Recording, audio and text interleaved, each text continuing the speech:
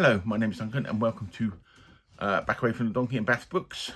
And today, at great expense, I managed to license Roy's, from Roy Reads Anything's, his technology, just to almost celebrate the fact that he's back posting the odd video. I'm being licked by Labrador at the moment as well, which is not helpful. So I said this cost me great cost and it's for one time only because I can't afford it every week. And I can't afford such high-tech graphics. So, today, welcome to Bath Books. And I said, only time you'll see one of these signs.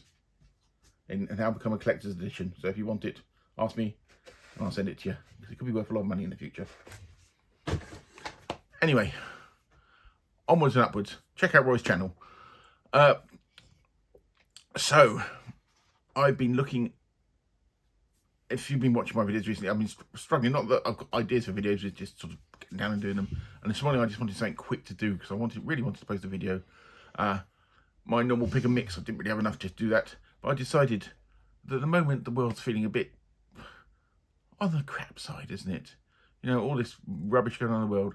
And as much as I love the end of the world, let's look at some more positive science fiction.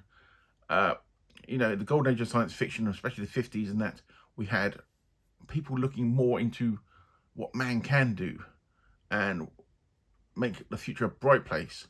You know, very Star Trek-esque, because, you know, Gene Roddenberry was all for, you know, looking at the future in a positive way. So I thought I'd pick a few books and a few authors, and I mentioned some sort of books, positive books, or books that make you not feel positive about them, but look forward to the future. You know, don't be, you know, just trust the future. It could be good. So, I'm going to start with a biggie. Isaac Asimov, big Asimov fan, always have been. And most of his books are very, very positive. And I just thought I'd pick a couple here. Obviously, you've got the foundation ones. I would recommend, if you want a nice, not read, his Elijah Baley robot books, which is about Elijah Baley, who's a detective from Earth, investigating murders. Not that grim, but it's just the way it's done. It's basically almost Holmes-esque detective ones. I've got here in front of me the first one. This is I've got a few copies of this. This is a very old Panther edition I picked up of the Caves of Steel, which is the first book. And the second book I think is the Robots of Dawn. And I can't remember the third book, but yes. So Isaac Asimov's wonderful, wonderful Elijah Baley books. And also, if I'm going to recommend Asimov, I'm going to recommend some of his short stories. Because all his short stories have got really nice, most of them have got nice positive bent. And they're always very interesting. They always make me feel good. I'm going to pick a collection from the early 80s. Which is The Winds of Change. Which has got this gorgeous Chris Foss cover on it. And that cover does actually represent a story. Which for Chris Foss is surprising. Because he used to just paint spaceships half the time and put them on the cover of Asimov books. But this has got some really interesting stories and they tell you where they came from, which is quite interesting. And another one, if you want to go robots, here's one of his later books of Robot Visions, which has got a wonderful Ralph McQuarrie painting on the front. And I think it's got books, some stories have been published else before. Just check, or is it just all new? Yeah, it's got older robot stories plus some new ones. It's got Little Lost Robot, which was like one of his first ones, which I think is in iRobot actually, if I remember rightly. And it's got a few other ones which aren't. But yeah, if you want some nice positive ones, Asimov, especially the robot books, and as I said, the Elijah Baley detective books. So secondly, I will recommend, I've just started this, so it's a bit of a weird recommendation, but it's James White, Star Surgeon. And I've got a Star Surgeon book by Alan Norse as well, which I'm going to read after this. And James White, I'm about partway through it, and it's really enjoyable. This is one of his Sector General books, as it says on the back. It's a lovely corky edition. He was I think from Northern Ireland, or Southern Ireland, Northern Ireland he was from, and he was a bit of a pacifist. So all his books, basically any conflict in there, normally involves either medicine or medical type things. And his Sector General books were about a floating space station, hospital in space.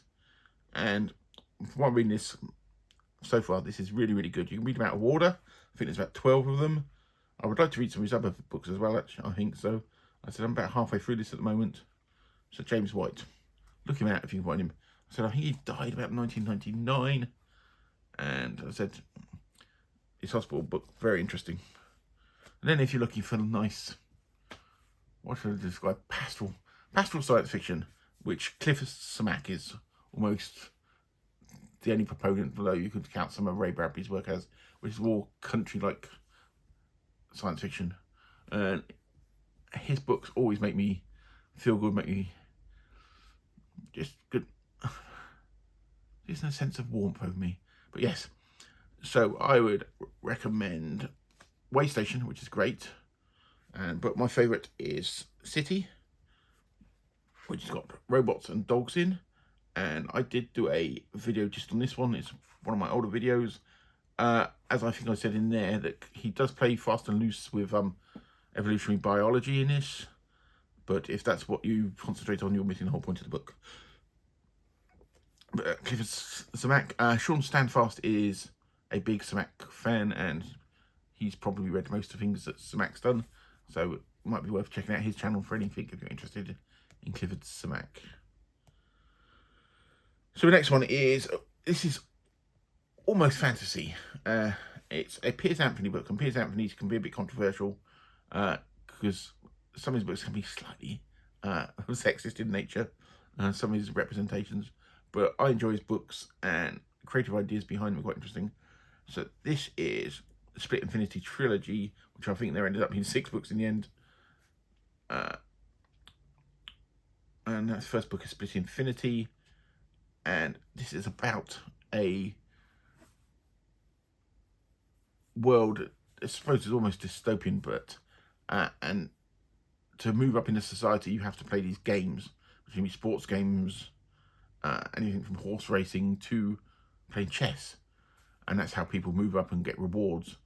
But Style, the main guy in this, is a jockey, is his main thing, but he also discovers a parallel world, which is a fantasy world with unicorns and things like that. And I really thoroughly enjoyed this. It's booked said all these books aren't necessarily going to not make me feel good, don't lack conflict, but they all sort of just have a nice buzz around them. And I said I really like this, even though he's searched by assassins. I'll probably need to do a video just on this and just get my words together about what the Split Infinity is about. But I said it's like a parallel world type thing, and it's almost fantasy in content. So Piers Anthony for that one, Split Infinity. So if you're going to talk about books that make you feel good, for me, you can't do more than Harry Harrison. Harry Harrison, one of my favourite authors. So we would obviously start, I've got a couple of his books here, I would say. Stainless Steel Rat books. This is a Stainless Steel Rat's Revenge there. All of those are great, great fun. Make you feel good, and the character of Jim DeGriz, the Stainless Steel Rat himself, is fantastic. He did, I think his last one he did in the 83, and then he had a break, and he did some at the back end of the 90s. Those aren't as good as the early ones, but they're still worth reading. Other books by Harry Harrison worth a sort of feel-good way is Transatlantic Tunnel Hurrah, which is just a lovely book, which I got a copy somewhere. Also got The Men from Pig and Robot, which is technically a children's book with this wonderful cover. It's about secret agents that have pigs that work for them. So what's not to love? It's it's a children's book, and it reads very like that, but it's a fun read. And then you've got the Star Smashers of the Galaxy Rangers, which I'll get a picture of and put there, which is a parody of like E. Doc Smith space opera type stuff, and it's done with love and it's fun. And one of my favourites, Technicolor Time Machine, which is about people who want to make a movie about Vikings, so they go back in time and use real Vikings. And it's great fun, and a lot of it's set in my home county of Orkney, so that makes me like it even more. So another one I would recommend from sort of about the 1950s, 60s. Some Robert Heinlein. Robert Heinlein, I go for Starman Jones, which is one of his juvenile books, which people might call YA now, but it wasn't really YA, but that's a fun read, and it reads like an adult book. It's about a guy who leaves his family because of abusive thing, but he ends up becoming an astrogator on a starship, and that's a great fun read, Starman Jones.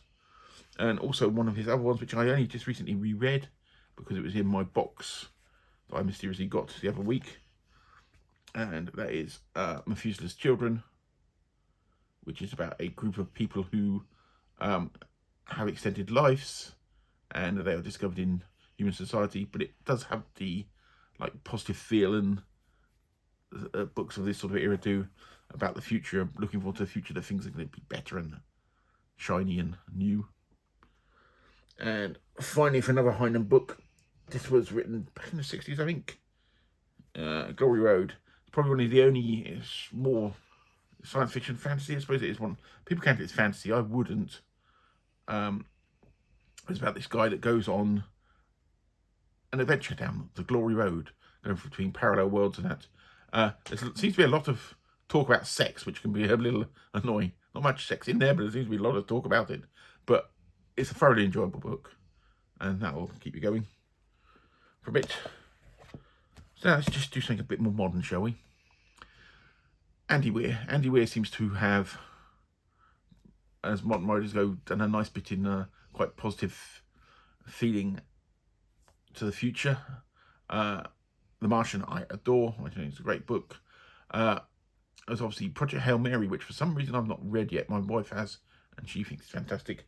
But I'm going to recommend the one that nobody else seems to recommend, which is Artemis, which I really, really like. And this is about this young girl, Jazz Bashara's name, and she's a criminal on the moon, and it's just her story on there as she gets involved in some crime capers. It's basically a crime caper on the moon, but it's a really, really fun book, and I really enjoyed it. So don't expect it to be The Martian. It's not The Martian. And I said I need to get around and read Project Hail Mary, but I just never seem to. I will do at some point. Let's go for somebody else then. Another sort of classic writer, Arthur C. Clarke. I have a bit of a funny relationship with Arthur C. Clarke. He's one of these writers that I think I should love, and I never do. But I'm going to recommend this one because some people love him, seem to love him. Rendezvous with Rama, obviously, that's got a real positive spin on there, even though not a lot really happens in the whole book. Fall of Moon Dust was one I recently read, which is the Poseidon Adventure on the Moon. I described it. It's a few really weirdly sexist stereotypes, which, yeah, you'll get in books. I think this was written in the 50s originally. It's first published 61, actually. But I quite enjoyed this. But I said I'm not big on R.C. Clarke. I said he's one of these writers I think I should love, and I never seem to. But I probably will. I've got Imperial Earth back there that I'm going to reread. I read Rendezvous with Rama many, many years ago, and I quite liked it. But I'd never rave about his books. But I know lots of people love him. So yeah, nice positive spin on stuff. And obviously, if you're going to mention positive science fiction and fun science fiction, you're going to end up on Douglas Adams, Hitchhiker's Guide to the Galaxy. It's one of my editions. This one's first 4 books, I think. This one. I've read the 5th and 6th ones. I think there's 6 in there now. I'd say stop about 3 or 4, because after that they're not bad, but they degrade in quality. The first 3, which is Hitchhiker's Guide to the Galaxy, Restaurant at the End of the Universe, and So Long and Thanks for All the Fish, are really, really good. And then the 4th one, which is in here, I can't remember what the hell it's called off the top of my head. Sorry, Life, the Universe and Everything, then It's So Long and Thanks for All the Fish. Yes. These 4 books, to me, are the best ones. I have got the other 2 somewhere, and I've got these in single editions as well. I have too many books, as we all say. But, hey, it's not hurting anybody. And what have I got left down the bottom here? Because I've gone Douglas Adams, I'm going to go Robert Sheckley. I recently read this. I put a video up on about it, about Dimension of Miracles, which is big satire. And this was the version I picked up recently, but in my box from 30 years ago. If you haven't seen that video, go and have a look at it. I also had this copy of the book, which obviously I bought at the time, and I really had a great deal of fun with this book. It's a satire, it's well written. I need to read some more Sheckley. And yes, there's some ideas in here you think, did Hitchhiker steal some ideas? I don't think Douglas Adams did. He says that he didn't read the book beforehand and hadn't even heard of it. And you've got no reason to disbelieve him. I just think it's a confluence of both having similar ideas at a similar time. And they're written very differently. But yes, it's great fun. Basically, Dimension of Miracles is about a guy who wins the intergalactic lottery, even though he's not entered it, and he gets taken to his prize, and then he's got to make his way back to Earth, but he doesn't know how to do it, so he's going through all these planets, and we get everything from sentient cities to planet building and things like this. So yeah, I really liked it. I need to correct so I can read a lot more Sheckley. And then I'm going to go, because I think there's been a severe lack of women authors here, which I don't think I've had any, which is probably. So we go Anne McCaffrey. Anne McCaffrey, great writer. Her dragon books, which I'm going to recommend, feel like fantasy but are in fact science fiction. This is the second one I've got here because I didn't, for some reason I didn't pick the first one off the shelf, with a wonderful Chris Archielis painting on the front of it, which is Dragon Quest. The first book in the series is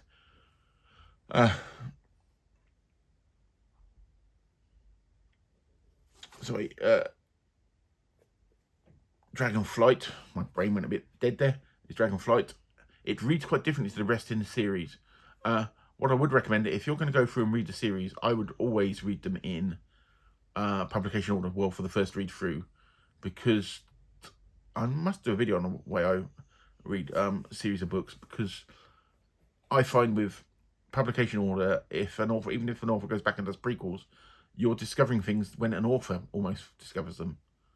But yeah, first time reading them through, I would say go publication order. Dragon Quest is one of my favourites of them, actually, which is probably why I picked it off the shelf. I said Dragonflight's the first. You'll be able to find online which one's order. But yeah, Anne McCaffrey. And I'd also recommend The Crystal Singer, which is probably my favourite McCaffrey, one of my favourite McCaffrey books, which is about a sort of failed opera singer who goes to work on a planet that they mine very important crystals that they use for communication and many things, and the way they cut them is by singing into the cutter because they have to have perfect pitch. There's 3 books in this series. The first one is the best. The other 2 almost feel like romance novels in some way, but they're still very enjoyable. But I love this first book, and you can read this alone by itself. So that's Anne McCaffrey and The Crystal Singer. I can probably think of quite a few more positive books. I said most of these are older books, but those are the ones I managed to pick off the shelf a short while ago. I said hopefully I'll be back this week with a few more videos and start to be a bit more consistent with what I'm posting, because I enjoy making these videos. So I hope you all have a good Easter Sunday, because it's Easter Sunday early afternoon. What time is it? Yes, just early in the afternoon here, and it's sunny.